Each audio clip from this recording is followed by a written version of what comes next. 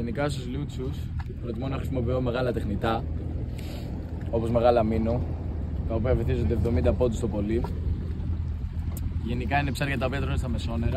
Στο συγκεκριμένο σημείο προτιμώ εκεί 70 πόντους, floating τεχνητά, όχι sinking για το λιμάνι.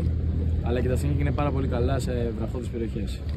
Επιπλέον, η ανάκτηση που χρησιμοποιώ τις περισσότερες φορές για τον τόπο μας εδώ πέρα στο Ναύπλιο είναι αργή ανάκτηση με κάποια χτυπήματα και συνήθως παύσεις.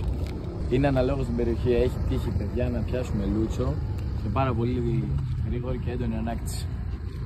Εφόσον είχαμε δολώσει το μικρό λούτσο, καθώς όσο είναι γνωστόν, οι μεγαλύτεροι λούτσοι αρέσκονται πάρα πολύ στο να τρώνε μικρότερους λούτσους, είναι κανιβαλιστικά ψάρια.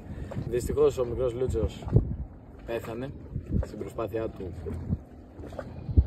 να γλιτώσει από τους μεγαλύτερους, ενώ τον είχαμε χρησιμοποιήσει σαν δόλωμα, οπότε δυστυχώς θα τον κρατήσουμε. Είναι αρκετά μικρό μέγεθος, σωστό είναι να απελευθερώνουμε τέτοια ψάρια και να θυμάστε ότι ό,τι επιστρέφει στη θάλασσα στο γυρνάει πίσω διπλάσιο.